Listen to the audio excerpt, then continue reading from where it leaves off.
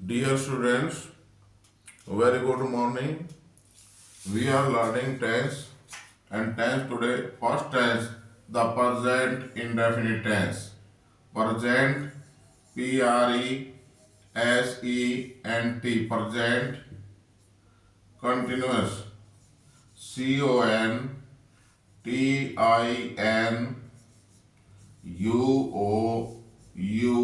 Continuous, continuous, tense,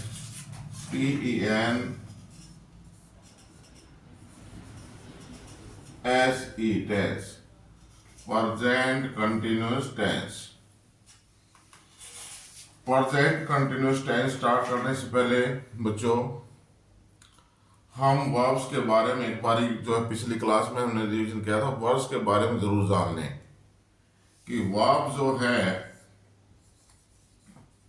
VERB verb हमारी दो प्रकार की होती है। नंबर 1 होती है मेन वर्ब,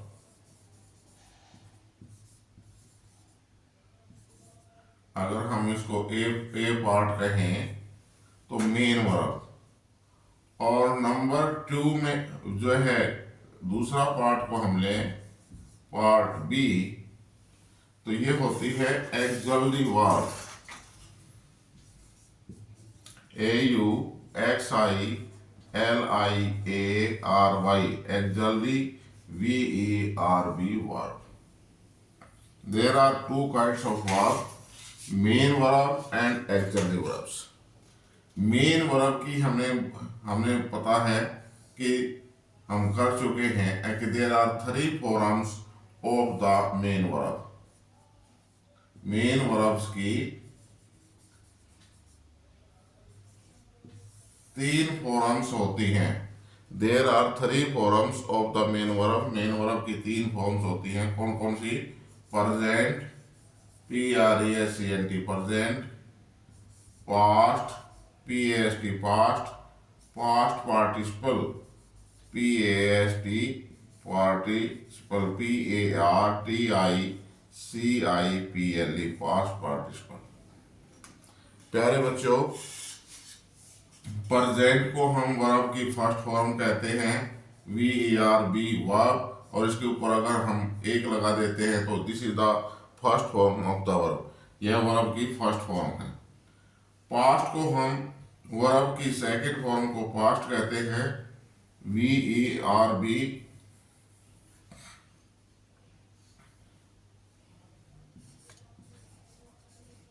और इसके ऊपर 2, और पास्ट पार्टिसिपल वर्ब की थर्ड फॉर्म को पास्ट पार्टिसिपल कहते हैं VERB एंड थर्ड। ये हमारी मेन वर्ब की 3 फॉर्म्स होती हैं। Verb first form of the verb, second form and the third form. First form को प्रेजेंट, सेकंड को पास्ट और थर्ड को पास्ट पार्टिसिपल कहते हैं।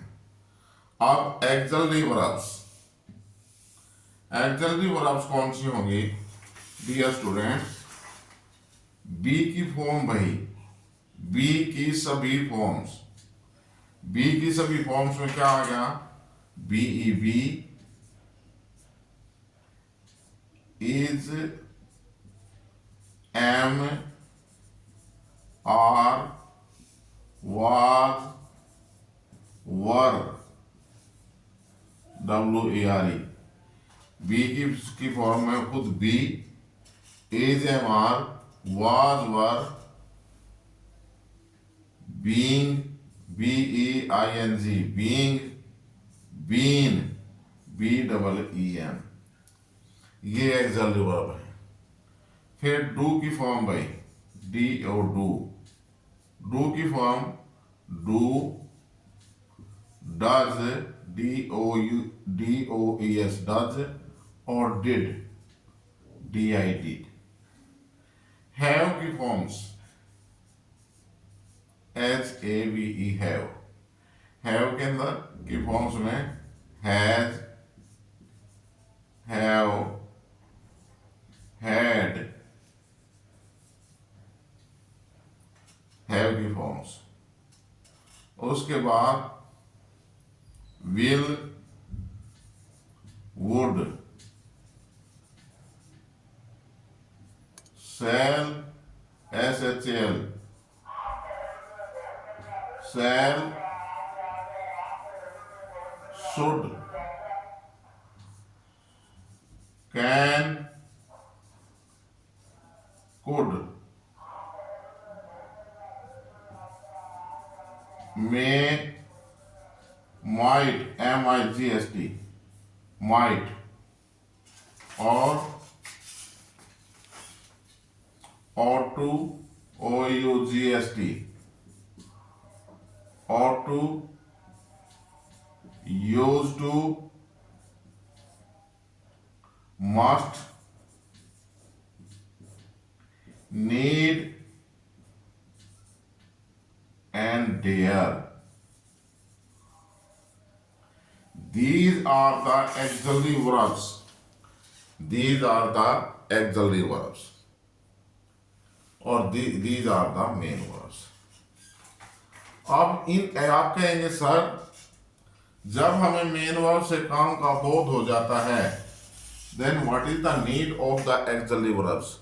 तो ऑक्सिलरी वर्ब्स की हमें क्या आवश्यकता है? डियर स्टूडेंट्स, मेन वर्ब को tense, voice, narration, NARRATION, narration, और अन्य काम एज जैसे एडवाइस, प्रेयर, ऑर्डर,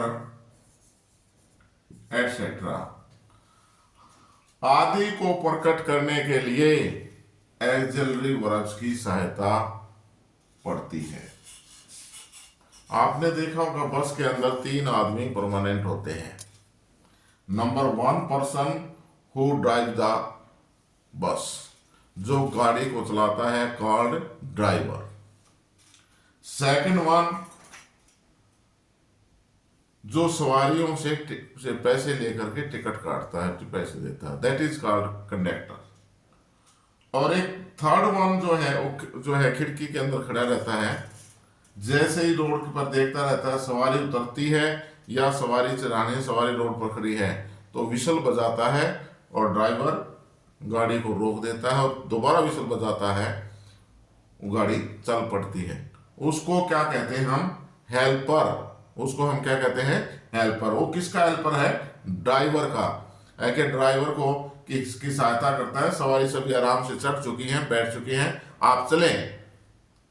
और जब सवारी को उतरना होता है तो सवारी उसी को बोलती है, ड्राइवर का ध्यान तो गाड़ी चलाने में होता है, फिर वो विशल देता है। तो इसी प्रकार जैसे बस के अंदर हेल्पर ड्राइवर की सहायता करता है, इसी प्रकार ऑक्सिलरी वर्ब्स जो है मेन वर्ब की टेंस को बढ़ाने में, वॉइस चेंज करने में, नरेशन चेंज करने में, एडवाइस देने में, प्रेयर करने में, ऑर्डर करने में जो है सहायता करती हैं।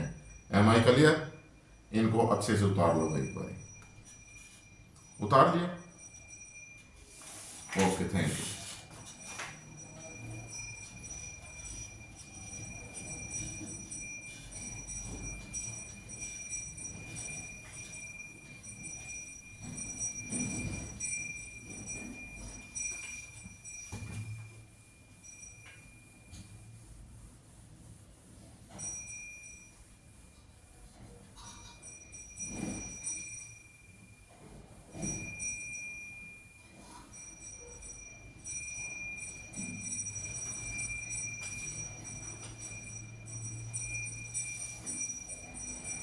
फिर था भाई हमारा केस, कार्क। इसको और देखेंगे। केस जो है मेनली हम यहां 3 प्रकार के करेंगे। नॉमिनेटिव,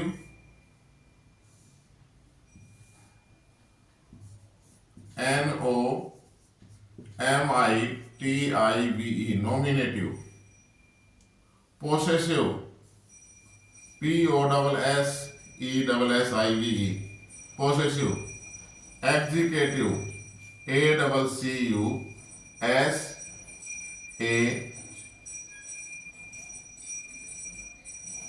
ACCU एग्जीक्यूटिव,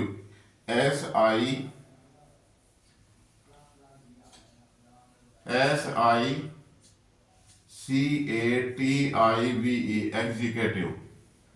नॉमिनेटिव तो पहले हमको इसको ध्यान से देखेंगे।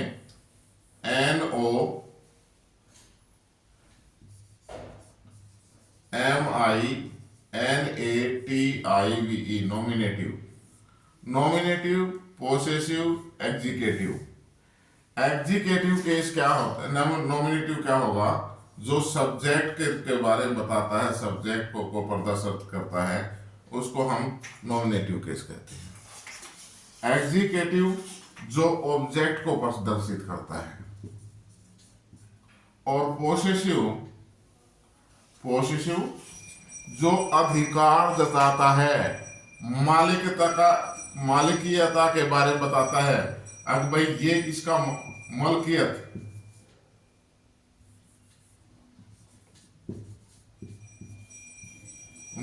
के बारे में बताता है कि इसका मालिक कौन है, उसके बारे में बताता है, उसको हम पोसेसिव केस कहते हैं। Am I clear? जैसे मेरा घर, मेरा पेन, तुम्हारी पुस्तक, उनके दादाजी, उस प्रत्येक वस्तु की मालिक के बारे में बताया जा रहा है। तो इसके अंदर हम पर्सनल प्रोनाउन के लिए की बात करें तो पर्सनल प्रोनाउन में कैसे कैसे आते हैं।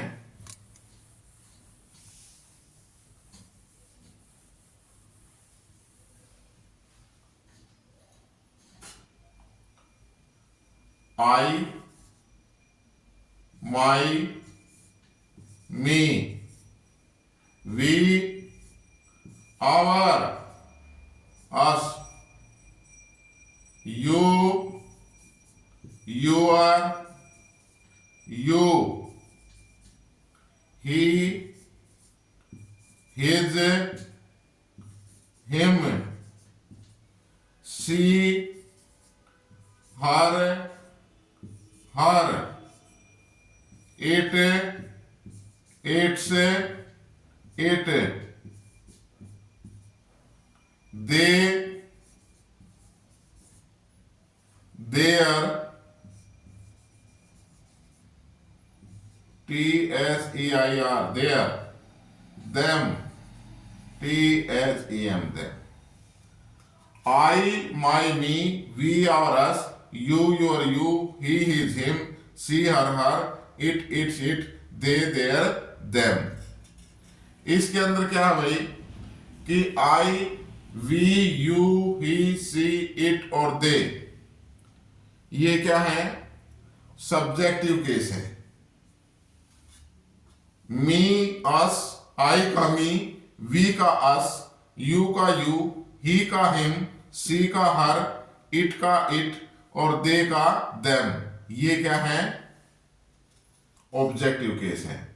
बीच वाली जो लाइन है my, our, your, his, her, its, their, ये क्या है, ये पोसेसिव केस है। ये मलकियत के बारे में बताते हैं कि किसी वस्तु का कौन मालिक है। Am I clear? ये हमारे केस थे। Let us go on present indefinite tense.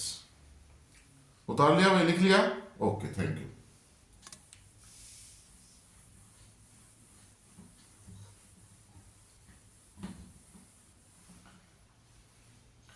किसी भी टेंस के अंदर प्यारे बच्चों तीन चीजों के बारे में हम डिस्कस करेंगे कि टेंस का साइन क्या है। SIGN, sign. साइन मीन्स पहचान। नंबर 2 स्ट्रक्चर, STRUCTURE, स्ट्रक्चर, बनावट। और नंबर 3 फॉर्मेशन, FORMATION, फॉर्मेशन, रचना। प्रत्येक टेंस के अंदर हम जो है इन तीन पहलुओं को लेकर चलेंगे कि इस टेंस की का साइन क्या है, पहचान क्या है, किस किस चीज से इस टेंस की हमें पहचान होगी, पता चलेगा कि ये कौन सा टेंस है। दूसरा स्ट्रक्चर, उसकी बनावट क्या होगी, और तीसरा फॉर्मेशन, रचना क्या होगी। स्ट्रक्चर के बारे में मैंने आपको पिछली क्लास में बताया था कि हर एक प्रत्येक भाषा की अलग अलग स्ट्रक्चर होती है। अब मैं यहां सेंटेंस लिख रहा हूं, राम ने रावण को मारा। राम ने रावण को मारा। यहां सब्जेक्ट क्या है भाई, राम। सब्जेक्ट के बाद हम वर्ब देखेंगे। वर्ब क्या है, क्या काम हुआ है, जो काम को प्रकट करता है, जो शब्द या शब्द समूह कार्य को दर्शाता है, कार्य को बताता है, उसको हम वर्ब कहेंगे। काम क्या हो रहा है, मारने का, this is the verb, this is the subject. अब कि इस काम का फल किसके ऊपर पड़ रहा है, मारा कौन गया है, रावण, रावण। तो ये ऑब्जेक्ट हो गया। अब मैं इसकी इंग्लिश बनाऊं, राम ने रावणा किल्ड मीन्स मारा, KILLED। सेंटेंस ठीक बन गया भाई। सर अंग्रेजी तो ठीक है, राम रावणा किल्ड, ने रावण को मारा, लेकिन जसदा को नहीं थी। सेंटेंस तो ठीक दिखाई दे रहा है, लेकिन जसा नहीं रहा। क्यों नहीं जस रहा प्यारे बच्चों, कि इसकी स्ट्रक्चर गलत है। इंग्लिश में स्ट्रक्चर गलत है। क्यों गलत है, this is the wrong sentence. क्या है कि सर हिंदी की स्ट्रक्चर जो है ना, होती है सब्जेक्ट, उसके बाद ऑब्जेक्ट, और उसके बाद वर्ब। लेकिन इंग्लिश के अंदर हमारी जो स्ट्रक्चर है, सब्जेक्ट, देन वर्ब, उसके बाद वर्ब, और देन ऑब्जेक्ट, OBJECT। ये है सर, इसलिए सेंटेंस नहीं दिख रहा है। हमने तो जो हिंदी की स्ट्रक्चर थी, subject object verb, subject object verb, वो लगा दिया। लेकिन हमने स्ट्रक्चर कौन सी लेनी, जब हम इंग्लिश में ट्रांसलेशन करते हैं तो इंग्लिश की ही स्ट्रक्चर लेनी पड़ेगी। पहले सब्जेक्ट राम, फिर वर्ब क्या है, मारा, किल्ड, KILLED, देन ऑब्जेक्ट रावणा, किसको मारा, रावण को, RAVANA, रावणा, राम किल्ड रावणा। ये स्ट्रक्चर ठीक हुई। अब सेंटेंस भी जस क्या होगा ना, जस क्या भाई, जस रहा ना। तो इसलिए अब क्यों जचा है कि हमने हिंदी की स्ट्रक्चर को छोड़ करके, बनावट को छोड़ करके इस सेंटेंस की ट्रांसलेशन इंग्लिश की स्ट्रक्चर में की है। ओके, इसलिए स्ट्रक्चर बहुत महत्वपूर्ण है और सेंटेंस अब हमारा ठीक हो गया है। Am I clear? ओके, उतारो इनको please.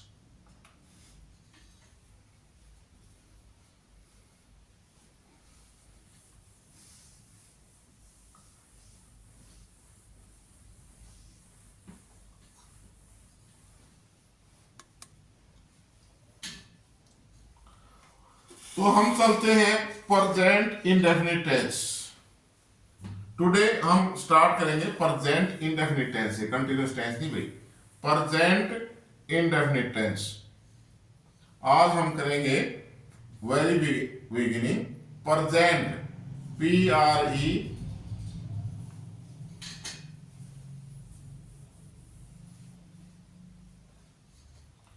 PRE PRESENT, present indefinite, INDEFINITE, indefinite tense, TENSE, present indefinite tense। present indefinite tense के अंदर क्या है भाई, पहले हम क्या करेंगे, निशानी, साइन, SIGN, हमारी निशानी या पहचान। प्रेजेंट इंडेफिनिट टेंस की निशानी या पहचान क्या होगी? प्यारे बच्चों, वाक्य के अंत